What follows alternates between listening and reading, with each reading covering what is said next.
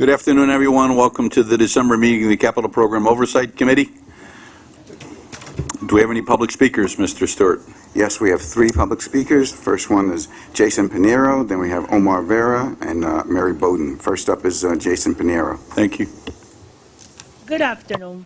Regarding Second Avenue Subway, you guys are working like Sonic the Hedgehog. Pretty fast, but I think that it's being sloppy. That's why I've been proposing since June that the Second Avenue Subway should open in the first quarter 2017, not in 19 days. And why is that? Because we don't want the same situation that happened in Hudson Yards. It will be a total disgrace. I've been noticing this flaws since April, and nobody has been noticing it. So I demand Dr. H and Tom Predigas to give us more transparency and honestly, and not leaving us in suspense like you guys have been leaving us for the past 3 months. So let's do the things correctly, but without any sloppiness. That's all I have to say. Thank you. Next up, Mr. Vera, Omar Rivera. Good afternoon, MTA Capital Construction Oversight Committee. I'm here to talk about a couple things. First, Second Avenue Subway. I'm quite amazed by when last week when I went to Lexington Avenue, 63rd Street, I noticed that all the construction walls have been taken down entirely. Instead, there's just a police line cross. But like I said, this is great progress, great work, and I thank you, Mr. Chairman. I thank Dr. H, and I thank President Haycom for speeding up the process for what is the long-awaited Second Avenue Subway, which has been almost 100 years in the making. But like I said, like Jason said before, there has to be at least more transparency, as well as more like a clear plan as to when exactly what the station, what all the 4 stations open. Because I said that because I believe that all 4 stations need to be open before in order for the line to fully function. That was the case with the Archer Avenue line in '88. The 63rd Street line the following year, well, the connector was open in '01, but at least all the stations were open by '89. And yes, we do not want a repeat of Hudson Yards, because Hudson Yards with a 20-month delay. I remember former Mayor Michael Bloomberg took the 7 train ride on his final final days as mayor of the city, with the anticipation that the Hudson Yards will open soon, but it was delayed for almost 2 years. So, so like I said, another thing, hopefully they should extend the 7 line in New Jersey one day. And I'm really glad you finally have the report on on Penn Station, because that station needs to be modified. Penn Station, it hasn't had a formal entrance since the '60s. That's been like a half century. That was in fact, the Penn Station's this discontinuing of the original station entrance was what basically led to the campaign led by Jackie Kennedy to maintain and preserve the Grand Central Terminal architecture and entrance. The point is, we need to modernize New York, and that's the only way we can do it. And by the way, I said this morning, I'll say it again. Congratulations for President Haycom's 1 year since she became transit president. And with that, I end my remarks, and I'll return Wednesday for the full board. I apologize, I was too late for the last full board meeting, so I couldn't comment last month. But thank you all, and have a great day. Thank you very much. Next up is Mary Bowden. I want to wish you all a very healthy new year. The new year will be different. You've proved it with the Second Avenue Subway. You've changed the rules of the game, and you got everybody's attention.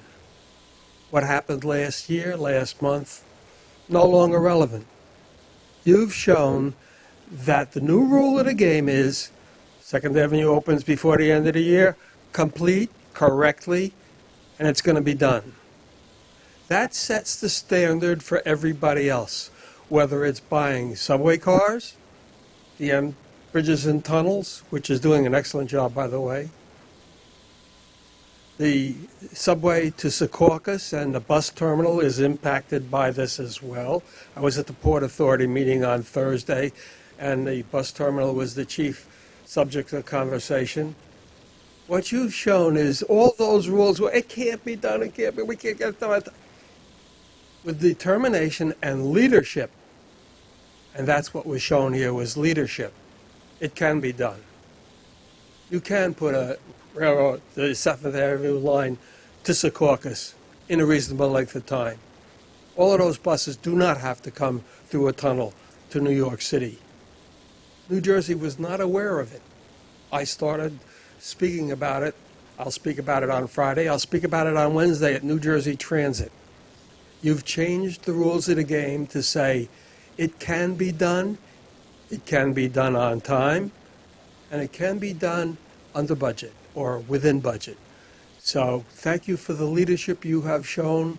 You've created a new paradigm for everybody else to follow.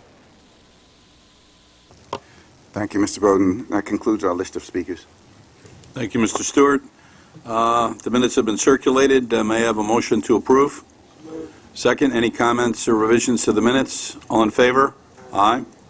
Committee work plan, Mr. Stewart?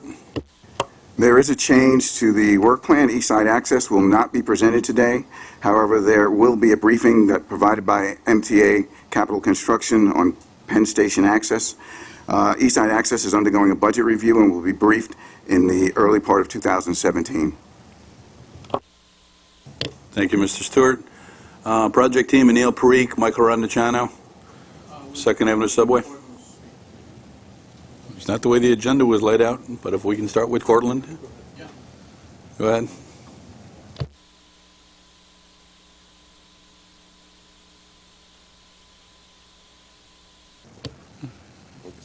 It's because it's a walk-in. 2nd Avenue. 2nd Avenue is a walk-in, that's why we did it that way. So why don't you go, Anil? Go ahead. Good afternoon. On the project progress, we completed installation and testing of the track, traction power and signal work. We completed train crew training, completed installation and testing of the tunnel and station, smoke management systems, elevators, escalators, and fire life safety system required for the revenue service. Contractor has made significant progress in reducing the open building code items and is on track to complete by revenue service. Testing of communication systems required for revenue service is on target to be completed by December 23rd. Next slide, please. Escalator installation and testing at 72nd Street is completed except one escalator at entrance 1, which is the street escalator that will be completed on December 16th. Elevator installation and testing is completed. Fire life safety system testing is completed. HVAC testing for critical spaces will be completed by December 23rd. Next slide, please. 86th Street Station, escalator installation and testing is completed. Elevator installation and testing is completed. Fire life safety system testing is completed. Tunnel and station smoke management system will be completed tomorrow. HVAC testing for critical space will be completed by December 23rd. 96th Street Station, escalator testing is completed, fire life safety system testing is completed, and HVAC testing for critical spaces will be completed by December 23rd. Under systems contract, fire alarm testing will be completed at 63rd by December 16th, 72nd by December 23rd, 86 by December 15th, and 96 by December 18th. Emergency alarm testing is completed at all stations. Sound power phones is completed at all 3 but 72nd Street, which will be completed this week. Police radio and RTO radio is completed at 63rd Street and will be completed at the rest of the station this week. Public address system will be completed by December 24th. CCTV for the elevators will be completed this week. Help Point and Safe Point intercom is completed at all stations except 72nd Street, which will be completed this week. And traction power energization was completed at all 4 stations. That's my report. Report from the independent engineer, Ken Haggis. Thank you, Mr. Chairman. In what is likely my final report before the project opens, I want to focus on 4 topics that are important for project completion. The systems. The rail operating systems have been mostly completed and demonstrated satisfactorily. We're still looking for final completion of the communications network, the fire alarm, and the station service centers. The rate of test completions, which has been a concern of mine for several months, has increased greatly, and I feel it's now on track to finish before the end of the year. Turning to the stations, the equipment that's placed by the station contractor, lights, fans, elevators, and escalators, basically is done. The public areas of the stations now are in their final fit-out and cleanup mode. Turning to the verifications, the items necessary for the building code verification are progressing well. The project team did mobilize a special effort to reduce outstanding code deficiencies. I feel a continuation of the current effort should clear all deficiencies by the end of December. And finally, the double check of safety and security.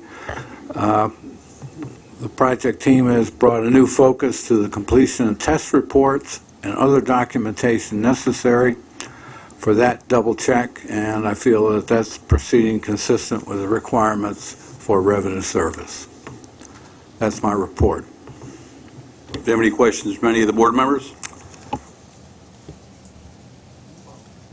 Hearing none. Some of the items in here are going to be tested on 12/24, it says. I assume we're going to get updates as a result of those tests? Yes, absolutely. We're on track to have those tests completed, and we're cautiously optimistic we're going to meet the date. That is correct. Any other questions? Veronica? What is the contingency plan if during these future testing dates, something just doesn't go as planned?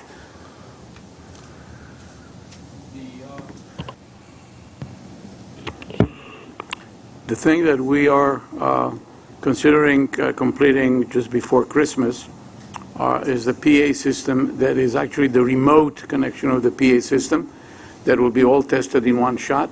But we do have right now the local PA, so that is in effect a backup position in the event that we're not done, so we can actually operate the way it is. In the testing and commissioning that's being done, and I think Kent responded to that or reported on that, in terms of the level of effort that's being expended, probably more than doubled. And included in those dates are whatever it takes to make sure that we get the testing and commissioning done and the equipment passed. So, yes. So, as was speculated in the press or the public, there should not be a scenario where this is in operation, or we're trying to meet the revenue service data, and we're then skipping stations or anything like that. We are cautiously optimistic that we're going to meet the revenue service date. That's it in a nutshell. That really does. We are focused on getting the testing commissioning done and the observations done. We've more than doubled the level of effort. That's as clear as I can state it. I walk by the 86th Street site almost every day, and I have to say, it's remarkable, the level of effort being put in over there now, virtually 24/7. So hopefully we'll hit the date, but certainly you can see. Notice we paved the road already. What's Last night, we paved the road between 82nd and 86th. And I think that's a good point. I mean, it's not just the issue of making sure that the entrances are done, the stations are done, the trains are running. Do as much as we can to restore 2nd Avenue to the condition it was in before we started the construction, which was quite a few years ago. Any further comments or questions? Cortlandt Street? Good afternoon. For the Cortlandt Street project, we continue to hold a substantial completion date of August 2018 and a budget of $158.4 million. I'll further discuss the budget and schedule in the next two slides. As far as progress, we have completed the fireproof coating of the centerline columns. We have negotiated and completed the additional work for the patching and coating of the ceiling over the track bed. We have completed concrete demolition work necessary to install electrical service within the southbound platform. We have performed the additional test pits necessary to locate an alternative path for the Con Edison service, and we have completed tactile tile installation at the platform edges. In the next 3 months, we expect to complete the electrical installation within the southbound platform. We also hope to complete negotiations for all communications and electrical changes. Successful negotiations will allow us to continue the northbound and southbound platform construction. Next slide. Actual progress versus planned performance continues to slip based on a failure to negotiate contract changes with the contractor. We are currently below 75% of planned progress. We continue to show 181 days of float on the project. However, we recognize that this float has been impacted significantly due to the failure to negotiate the additional work included in Bulletin 2. The magnitude of this impact on the float is still being evaluated as part of the ongoing negotiations with the contractor. For budget, we continue to have $2.5 million of the $5.6 million contingency originally allocated to this project remaining. In addition, we have $10.9 million allocated for known changes, primarily the communication and electrical changes mentioned in Bulletin 2. The budget is currently under review to assess the need for additional contingency to be added to the project to cover unmitigated risk. Originally, we had held a $16.9 million figure for this risk. As far as our critical issues, we see the risk related to Port Authority turning over the north end of the southbound platform to have been reduced. Since our last meeting, Port Authority is committed in writing to provide their best efforts to deliver the elevator area, which is most critical, by the end of June 2017. We will continue to monitor their progress in achieving this goal. Similarly, we have resolved approximately 80% of the Port Authority interferences within our work area. However, the remaining 20% include unique challenges and will be more difficult to resolve. We continue to meet weekly with the Port Authority and our designer of record to resolve these remaining issues. The next issue involves the new electrical service from Con Edison. When completing our original test pits, it was found that the designed route was not possible due to the congestion of utilities. New test pits were dug, and an alternative route has been submitted to Con Edison for their approval. We have responded to several rounds of comments from Con Edison and are awaiting approval of this alternative route. It is expected that approval of this alternative path should remove this risk from our critical list. Finally, our biggest risk to the project has been and continues to be a failure to negotiate changes to the electrical and communication systems. Most remaining work is dependent upon these changes, and work has been limited during the past 4 months. Continued failure by the contractor to submit pricing and negotiate these changes will result in delays and additional costs to the project. That concludes my report. Independent Engineer Report, Diane Rinaldi. Thank you, Mr. Chairman.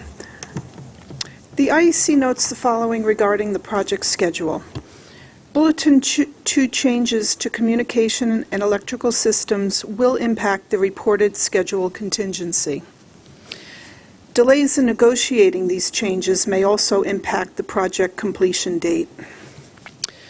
The IEC concurs that these delays are causing the highest risk to the project budget and schedule at this time. An IEC review of the project budget concludes the following. The remaining construction contingency and set-aside contingencies may be inadequate to cover the outstanding change orders and support the project to completion. Additional funding may be required for design costs. And if the project completion is delayed, additional funding may also be required for agency costs.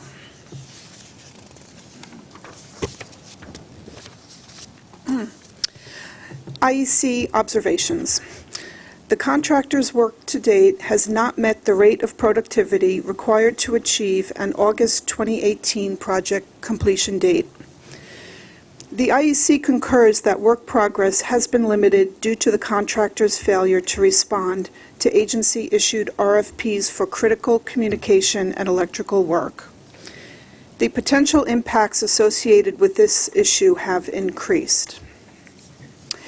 The IEC has also observed improved coordination between the Port Authority, other World Trade Center stakeholders, and MTA Capital Construction. As a result, risks related to interface issues have been reduced, such as previous reported schedule uncertainties involving the Port Authority work in the area of the VC Street entrance.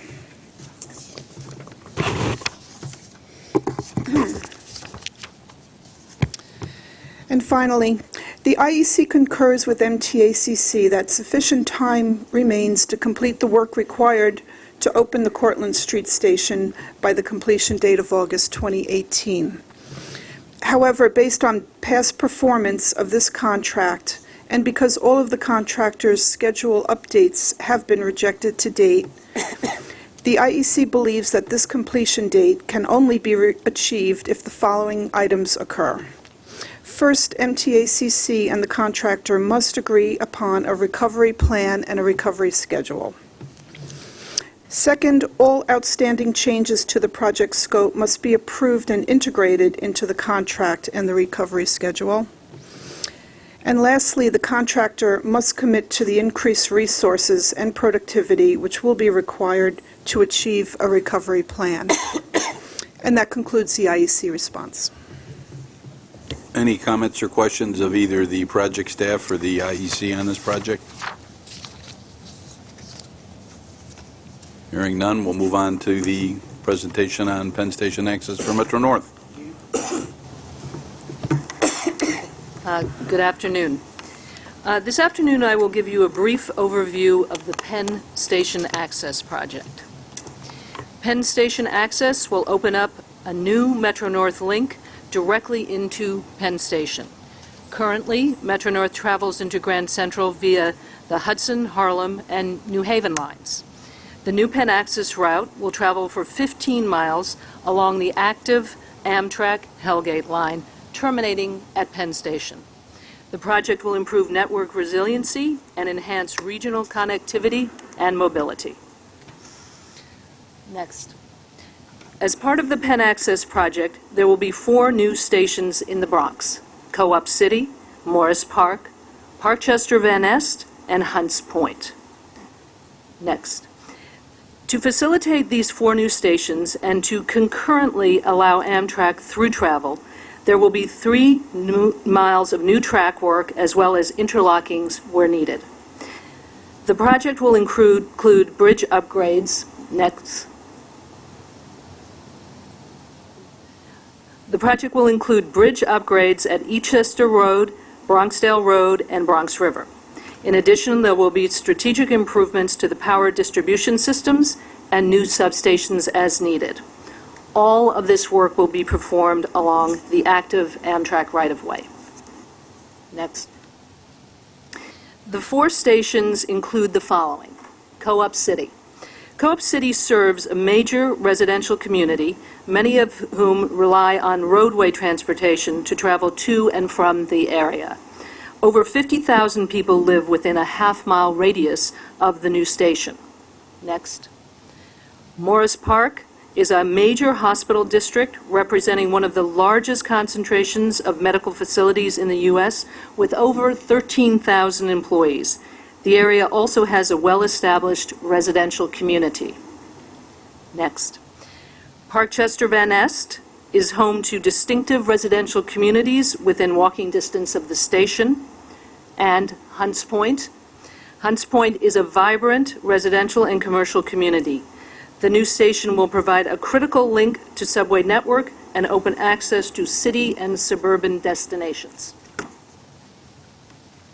The scope of work for the project includes the following: track and structure work along the line.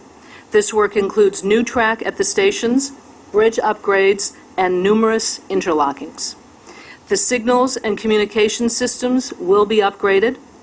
Power improvements include a 3rd rail changeover, upgrades to the catenary system, and to the power substations. The construction of the 4 new stations will include platforms and vertical circulation.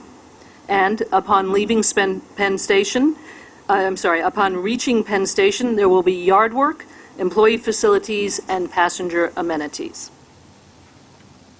The many benefits of this project include the following. There's improved network resiliency so that the MTA will be better prepared in the event of service interruptions, weather events, and other emergencies. The project will open up accessibility to the East Bronx with its new stations. It will also provide a one-seat ride on the New Haven line, leading to jobs, shoppings, and ultimately to destinations on Manhattan's West Side. After Long Island Railroad service comes into Grand Central Terminal, Metro North will provide service into Penn Station. And regional connectivity. Regional connectivity will be improved by completing direct connections at Penn Station among the metropolitan, regional, and intercity carriers. These include Metro North, Long Island Railroad, New Jersey Transit, and Amtrak. Next.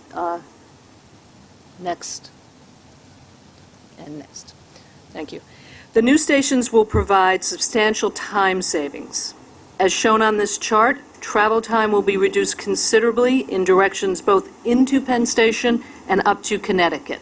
As an example, Co-op City travel will be reduced by approximately 45 minutes going into New York City and by as much as 80 minutes going up to Connecticut. Next. As part of this complex project, we will be partnering with a number of key stakeholders along this active Amtrak right-of-way. We will be working with Amtrak to develop necessary construction and operational agreements as required in order to advance the project. We will be coordinating with CSX Freight Rail, Connecticut DOT, New York City interests, and above all, Metro North. As an overview of some of the recent Penn Access activities, Governor Cuomo announced the 4-station concept as a priority project in 2014.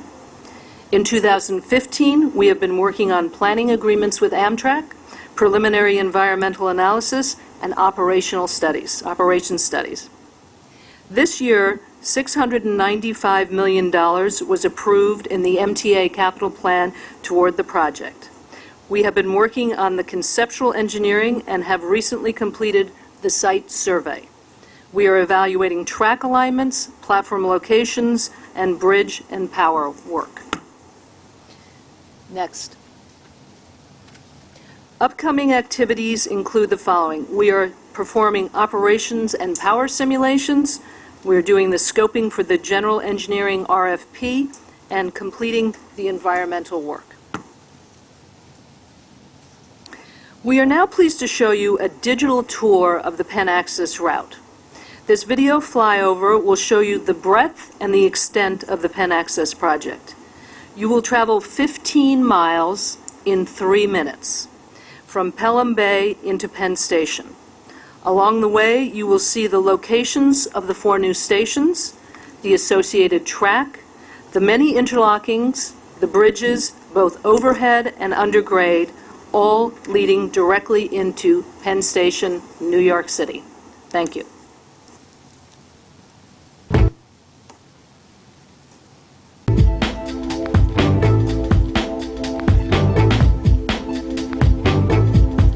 The new Penn Access route will travel along the Amtrak Hellgate line directly into Penn Station. The routing starts east of the Pelham Bay Bridge. The first station is Co-op City. Co-op City is a major residential community.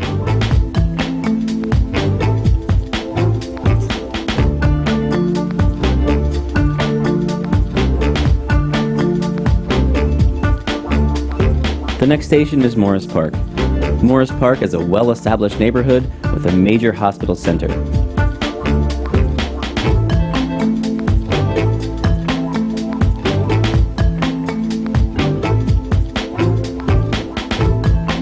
The next new station after Morris Park is Park Chester Van Nest.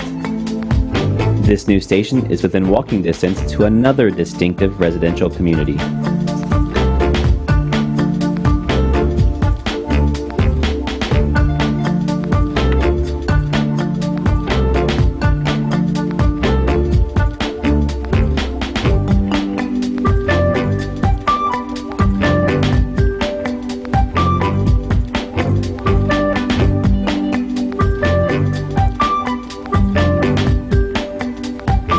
This is Hunts Point, a vibrant residential and commercial neighborhood, which is also home to this, the old Hunts Point Station House.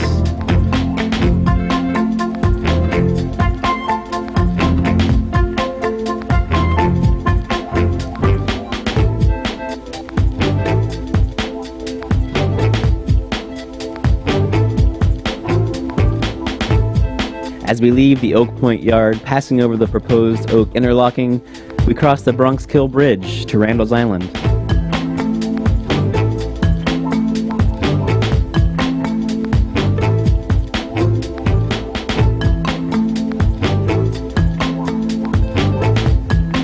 And then the Hell Gate Bridge to Queens.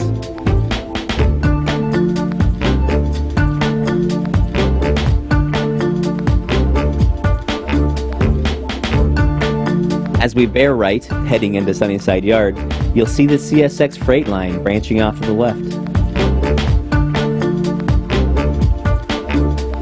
In addition to the 4 stations serving the Bronx on this project, there's a lot of work to be done on the many overhead and undergrade bridges, communications and signal upgrades, as well as interlockings and catenary work. From here, the route goes through the East River tunnels, into Manhattan, to its terminus, Penn Station.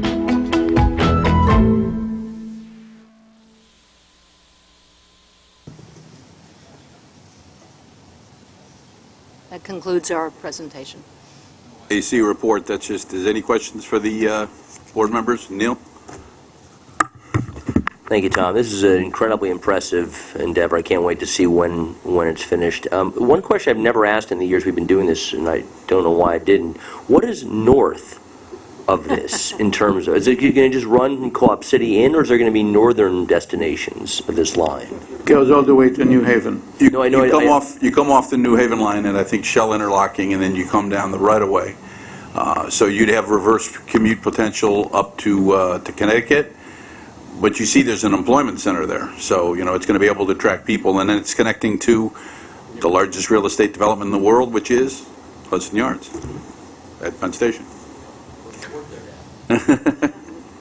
Veronica? I'm really excited also about Penn Access.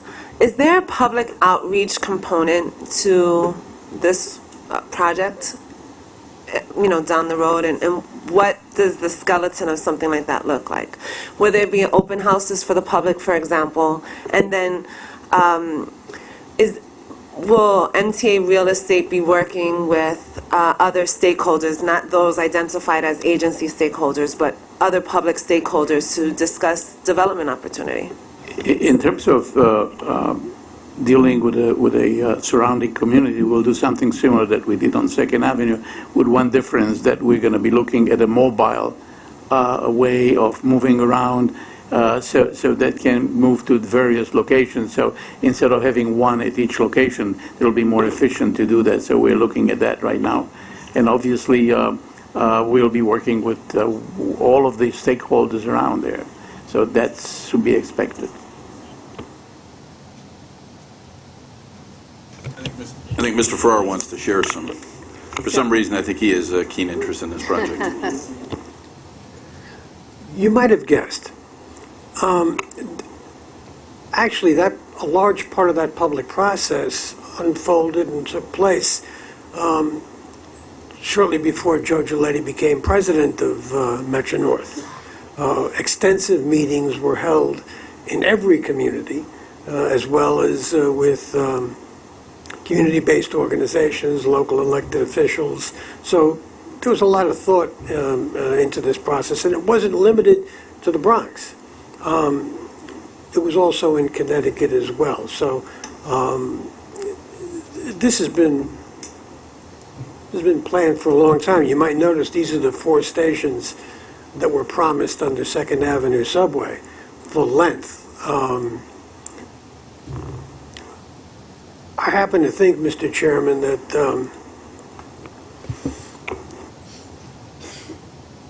at a fraction of the cost of the first phase of the Second Avenue subway, we're building more than its equivalent, and in a fraction of the time, depending on whether you measure from 1920 or 1960. But this is a very, very big deal for this region. So, Mr. Chairman, I am excited that we are finally starting reporting on this at CPOC, and I expect that as the agreements with Amtrak unfold, and that should be an adventure, as well as all of the other things that need to get done to make this happen at the same time as East Side Access becomes operational.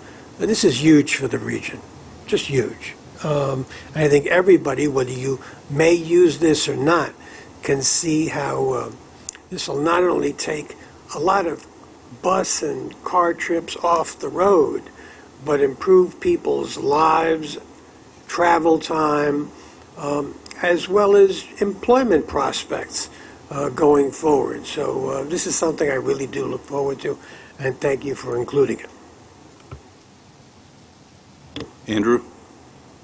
Yeah, I'm equally excited for this important new transit option for an area of the Bronx that is not well served by subways currently.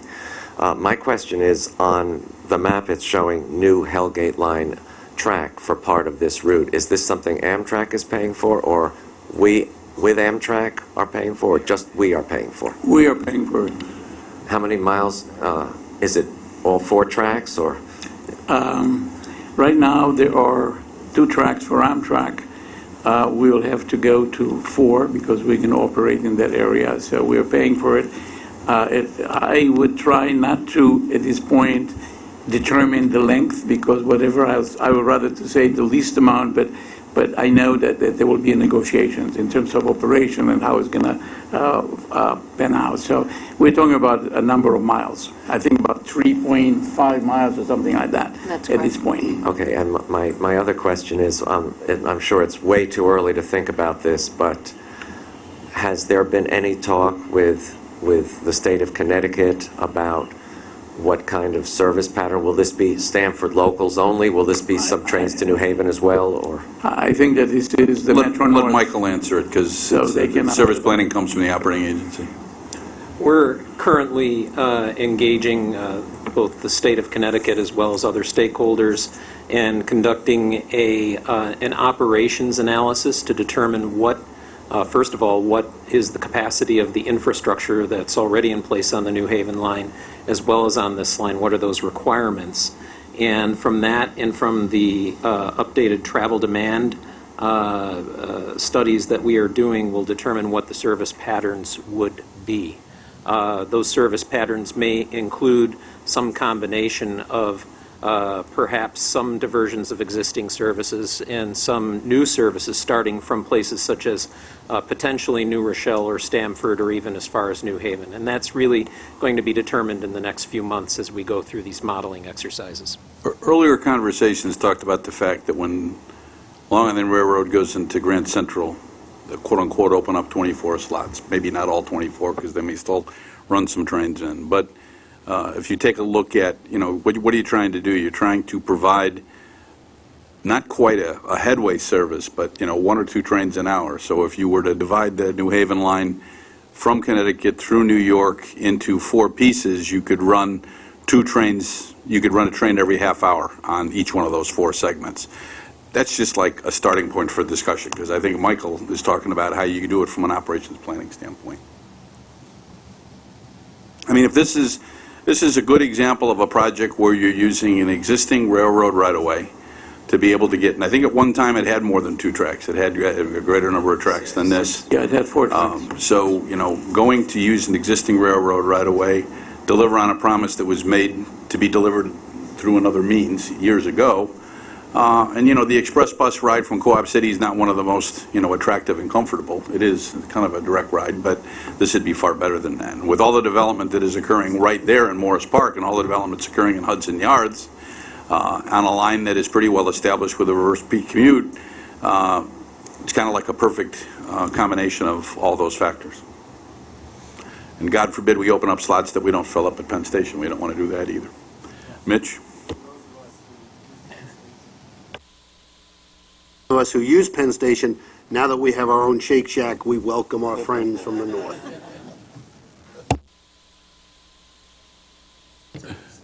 Any other comments regarding this? If not, we'll move on to capital program status. Mr. Stewart? The 2016 commitment and completion goals and performance highlights through November can be found on page 21. Commitments in 2016, agencies plan to award 41 major projects. To date, 33 major commitments were planned, and 19 have been achieved. 13 were on time or early. 6 were delayed but have since been committed, and 14 remain delayed. Year-to-date, agencies have committed $3.8 billion versus a $6.2 billion goal. By year's end, the MTA agency forecasts making 85% of its $6.6 billion goal, but doing so is reliant upon them achieving their December forecast. Completions in 2016, agencies plan to complete 43 major projects. To date, 36 major completions are being tracked. 27 have been completed, 22 were on time or early, 5 were delayed but have since been completed, and 9 remain delayed. Year-to-date, agencies have completed $2.3 billion versus $3.6 billion goal. By year-end, the MTA agency forecasts making 94% of its $4.6 billion goal, but doing so also require adhering to the year-end forecast. That concludes the commitment and completion report. You can find 3 other reports. For information only, your quarterly traffic report is contained on page 31. The quarterly change order report is contained on page 91. And the risk assessment summaries, 2 of them are contained on page 93 and 96.